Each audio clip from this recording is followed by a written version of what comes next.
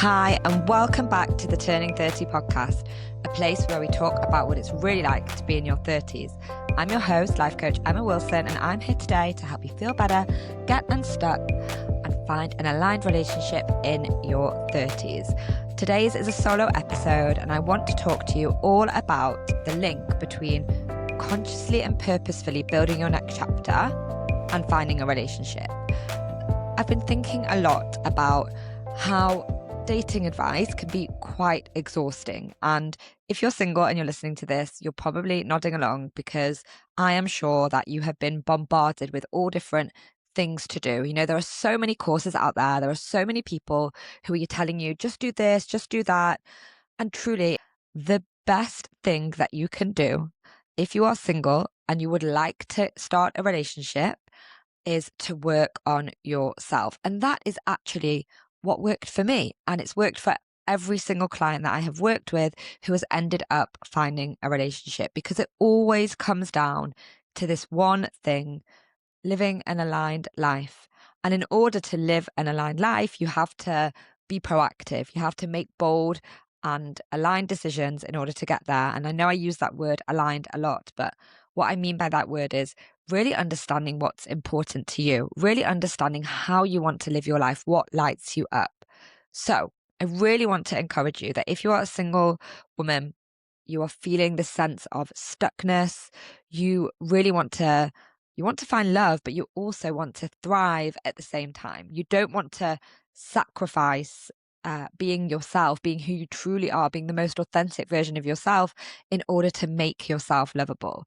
And I say that because I think so many of us are taught with all of this dating tropes, all these outdated advice online, that we have to be someone else or play by these rules. And I want you to forget about any rules. I want you to even stop focusing on finding a relationship and start focusing on the concept that I teach, which is turning the volume up on you. If you've been in my world for a while, you've probably already really familiar with that term, but I want to talk to you about that today. And I'm going to do that by way of sharing a personal story that I have never actually shared on the podcast before. And it's a story that will explain exactly this link that I'm talking about, and also where the Next Chapter course was born from. The Next Chapter program, if you've never been through it, is a signature coaching course that I have run. At first, I ran it as a live group program, and then I converted it into a course. And actually, starting next week, if you're listening to this in real time, that I've put it out in the first week of April, inside the Turning community, which is my coaching membership, where I know many of you listening are inside, we're starting a live run through of the Next Chapter program. The Next Chapter program, as you will hear, came from my understanding of really knowing how to on purpose go and decide how you want to live your life in your 30s. Now, the program itself, the course, is made up of 20 something videos. It's got a 100-page workbook. There's 4 workshops that are connected to it. And of course, we're going to be going through it as a group together, so you get access to sharing and to accountability. It will be tailored to you by the fact that you're going to be inside the community, and there is a community platform. Usually in the past, when I have run this program, it has cost from around $1,000 to $300, depending on what format it's taken, whether it's been an intimate group where we've met each week, or when it's just been a self-study course where you just watch it yourself. However, I am giving all of you the opportunity to get access to everything that's inside the Turning community. So that's also another curriculum, the community platform, guest expert sessions, live coaching from me, daily resources and prompts, all of the things, as well as the live run through of the Next Chapter program for as little as $83 per month. Okay. And I know that might sound ridiculous, but such a huge ambition and goal of mine in the last year has been to give access to those of you who want to be coached, who would love to sign up with a one-on-one coach or do a group program, but you can't afford it. And that is why I have made all of my resources, everything, literally a whole coaching toolbox that is available to you in my Turning community for the monthly subscription rate. I know that was a bit of a mouthful before I share the story, but I want to invite every single one of you who just feels as though you're doing all of the right things. Maybe you listened to all the podcasts, you've read books, you have signed up for courses, but nothing is actually creating change. And I was just discussing this with a coaching client that I started with this week, who was telling me that she's been in and out of therapy for many, many years, and actually she got more value out of our first coaching session together and more action steps, more things to put into practice, and more shift of perspective than years of therapy. I love therapy and I'm not saying don't do it, but there's something about coming into a coaching program and using coaching tools that's actually going to drive change and help you to take actions, really those proactive steps that you need to go and build the life that you want. So I want you, if you're resonating with this, to come and join us inside the Turning community and be ready next week, next Monday, to start going through live the next chapter program. We're going to be setting goals. We're going to be talking about habits and journaling. We're going to go through a process of acceptance where we talk about grief. We're going to be building our next chapters by building our specific blueprints, and we do that by making decisions and taking action steps. So are you coming to join us? If you would like to, then go to the link at the bottom of this episode and click join Turning. I'm so excited to have you inside, and I will see you there. So let's talk about the story that actually built my next chapter program. And I want to take you all back. It did happen a while ago now. It was back in 2020. And I talk about this so much, the big breakup that I went through, but I actually don't want to focus on the breakup. I want to focus on what happened after I went through the breakup.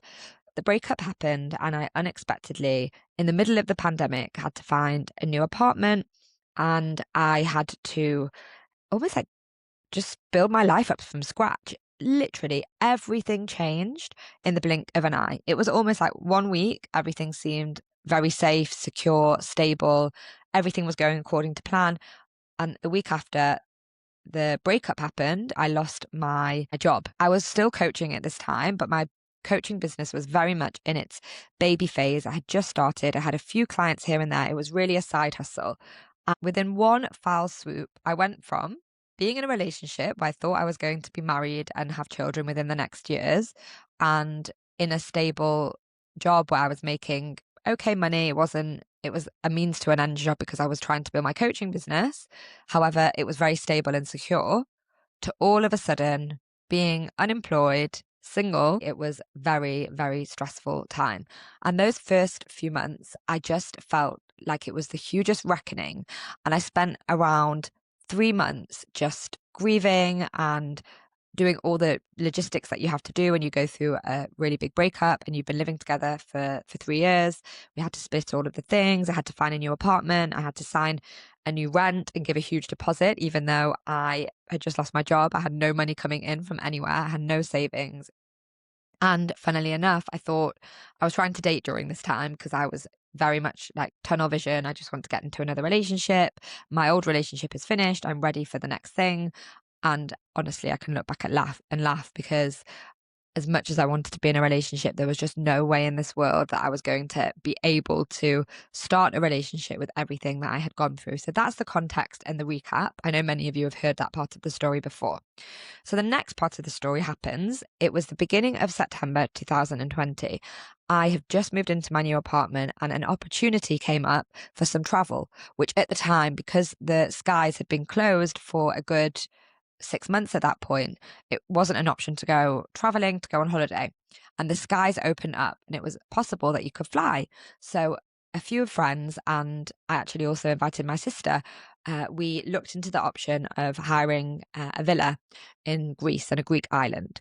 And at the time, because of COVID and because travel was so limited, we managed to get this beautiful hilltop villa, which was literally looked like something out of the movies, and for about a quarter of the price because the landlord was just really wanted people to come. We booked this villa and I did it knowing that I need to make a change and knowing that I couldn't stay still. However, I had no money. I was really, really stressed. It was during this time where I was doing sales call after sales call after sales call, really trying to get one-on-one clients, and everybody was saying no. It was almost like the universe was keeping me stuck and it was asking something bigger of me. But at the time, I couldn't see it. I couldn't see it. I thought, oh my gosh, I'm not going to have enough money to pay the next month's rent. And my best friend, and my sister offered to help cover the cost of going away. Now, this meant getting into debt because I had to pay the money back and it felt extremely irresponsible. But something inside me knew that if I didn't actually change something about my physical environment, as in where I actually physically was, and also my emotional state of mind, if something wasn't going to shift, I could see myself going on a downward spiral. So I agreed to go. I accepted the kind gift that my sister and my friend decided to offer me of the money to go on this trip. And then about 1 week before, I started having literally panic attacks. I remember I called my sister one time. I was walking. I remember it so clearly, even though it was coming up to 6 years ago. And I was just telling her, I'm just a huge failure. I can't believe I'm 33 and I'm in debt. I don't have anything to show for myself. And I just moved into this apartment and I hadn't yet really personalized it and made it what it eventually became, a beautiful little sanctuary. And I just felt so lost. And I remember crying, and she was really encouraging me, just don't worry about anything, just get on the plane, just go, you're going to feel so much better once you get there. She kept saying it. And the honest truth was, so many parts of me were just so nervous and I was so activated about money that I couldn't really see clearly at the time just how much I needed to go and be somewhere else. And also to have some fun. I think that was also another thing, is that I just come out of this really toxic relationship and I'd gone straight into the dating world and I wasn't enjoying myself. I hadn't connected with friends and all of us on the trip were single. So it was something that I didn't even realize how much I needed. And the night before, a client had reached out to me, a potential client, and we had a call. And on that call, she said she was maybe going to sign up for coaching. And that coaching package that she would sign up for would have covered some of the trip and also just like really signaled me that things were going to be okay. And she said she would take a while to get back to me. I landed in Greece. I had my phone turned off, obviously, because of the flight, and I didn't have any signal on my phone. Go into this villa. It was literally absolutely stunning. I cannot explain how beautiful this villa was. It was on this hilltop. We had to go on like this big dirt road just to get to it. And it was just perched in the most perfect position. The sun was on it all day. The villa itself was made of this beautiful stone. It was really authentic Greek architecture, but inside they'd done it. So it was really specially designed. And it had this stunning wraparound pool, infinity pool, with this view of the sea, and the sky was so blue and the weather was so perfect. It was just, it couldn't have been better. And I turned on my phone when I got there and I was like, wow, I'm so happy and grateful that I came. Like already instantly just felt this huge wave of relief, and the client had signed up. And I was like, okay, I can breathe. I can enjoy this. I can do this. I then spent the whole of that week. Well, actually, I spent it doing two things. The first thing was that I just relaxed. I enjoyed. I swam in the pool. We went out for really delicious Greek food. We enjoyed each other's company. We spent most of the time in the villa just enjoying and just honestly having a bit of a laugh. I remember just really coming back to myself. We had music playing the whole time. We were just enjoying each other's company, especially after everything that was so heavy with the world at that time. But the second thing that I did was that I journaled. I just opened my journal, and a few times a day, I would just start writing how I felt. And I was really going to the depths of what was going on underneath. And I had this, we each had our own bedrooms, and I had this beautiful bedroom with a balcony that also overlooked the sea. And every morning I would wake up, I would open the shutters and I would see the sea, and I would journal lying in bed, and I would just be so grateful that I decided to go on this trip, and also so grateful for going through the breakup and everything that had happened. It was like the first time that I'd actually processed what I'd been through over being in such a toxic and just awful relationship for those few years. So it was during this week that I really came back to my coaching tools and something clicked. And honestly, now I look back, I do think it was some sort of a divine intervention. It was something where I was connecting to something bigger than me, but it really came over me just how much I needed to take actions in order to move. But I knew that before I would take those actions, I needed to reflect and do it in a way that I wasn't just taking a random scattergun approach to doing new things. I was actually going to build the next chapter, the next part of my life, from a place of really what I truly wanted. And I hadn't really asked myself that, because I've been so caught up in this love life situation and also becoming unemployed and trying to make my business work and cover all the bills. I hadn't actually even asked, what do you want right now, Emma? What do you really want? How do you want your life to look? And it was during that time that I realized that I really wanted to do some solo traveling. I really, really wanted to just go and have an adventure, go on my eat, pray, love journey. I wanted to be a little bit more spiritual and connect to that side of myself. And I really wanted to make new friends. And I also, of course, the biggest goal at this time was to build my business. So whilst I was there, journaling my heart out all day, every day, and also having really inspiring conversations with my friends, my sister, I wrote a note to myself. And the note said, if you manage to sell X amount of coaching programs, I think it was like 15, within the next few months, then you are going to go on a big solo adventure trip for the whole of the winter. And it seemed so absurd because I still had to pay back the money to my friends, and I still had to figure out how to pay rent. And it just felt as though I was completely delusional. Really, there was this like part of me that was like, is there something wrong with me that I actually think that I can be so unrealistic? Like all of the realistic parts of myself were telling me, Emma, you need to go back and find a job. You need to sort this shit out. You need to have steady income. Who do you think you are? Why do you have this big dream of being this person and doing all this stuff? Like there was one part of me that just really kept almost like massaging that part of myself that knew I was doing something so ridiculous. But then the other part of me felt like, well, if other people can do this, and I knew many people and also see people online, if other people can do it, then why can't I? I remember even writing that in my journal, like, why can't I live a life that I really like? Why am I in this situation? Like, it's all got to be for something. And I really, really, I cannot explain enough how something just clicked. And I really hope that this story could give you all permission to do some reflection and to you to go and get your own moment where it clicks. Maybe it's even this podcast that can help you with the click. Something just slotted into place where I understood that being realistic was only going to get me so far.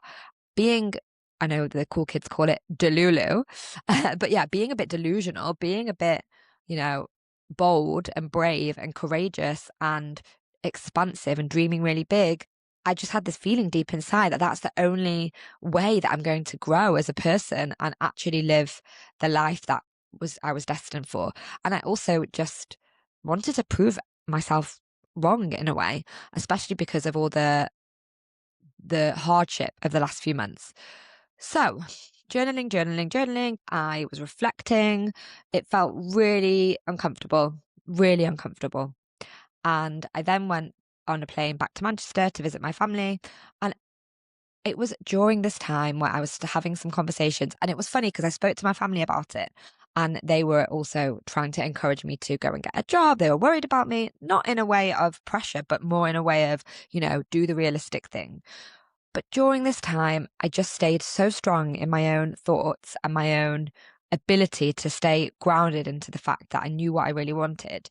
And it was actually on the journey back, I was on a layover in Paris, and I decided that the money that the client had paid me for the coaching program, I was going to use it to invest in a coaching program that I had been eyeing up for ages that I really wanted to invest in. Again, very irresponsible, quite delusional, but this investment actually opened up the world to me, because it was after I did that, then all of a sudden the energy in me shifted and I started to believe that miracles can happen.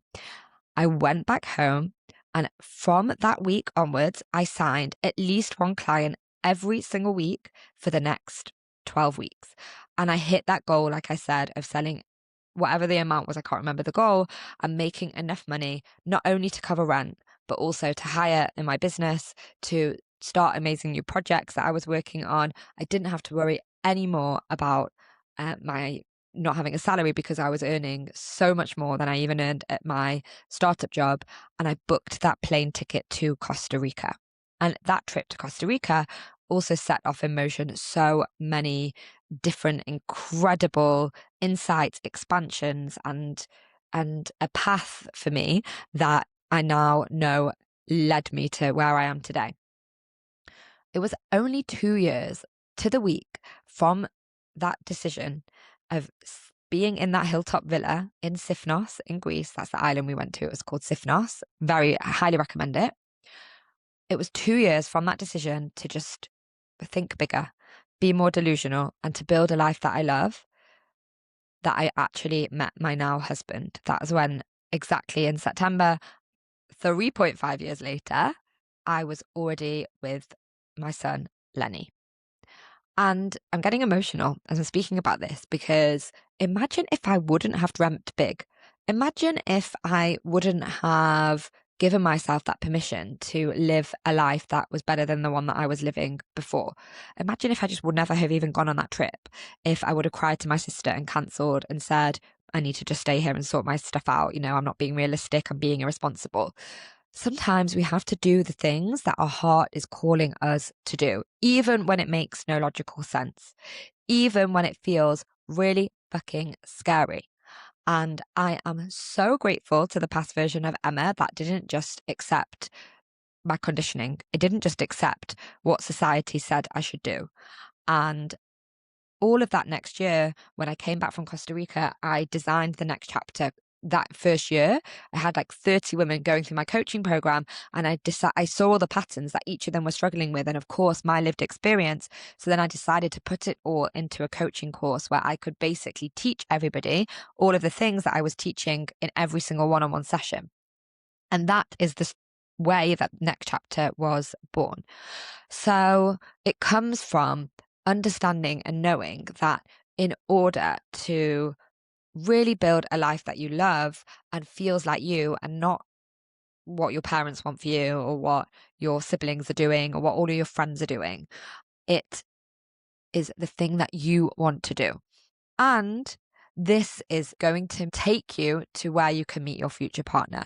Because if you try to meet somebody because you want to be rescued, because things aren't going very well, and you just think, okay, I'm just going to plod along in my life where I don't really feel fulfilled and I maybe feel a bit miserable. I definitely feel jaded. I definitely feel like maybe in another life I would have done all of these things.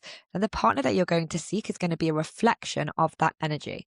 However, when you open up to the world, to the universe, however you want to call it, to life itself, and because you're doing all the things that you love, then the partner that's going to come your way is going to be a reflection of who you are.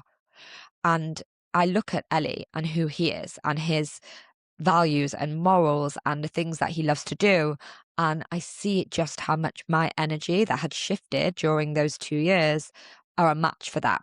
We weren't a match before.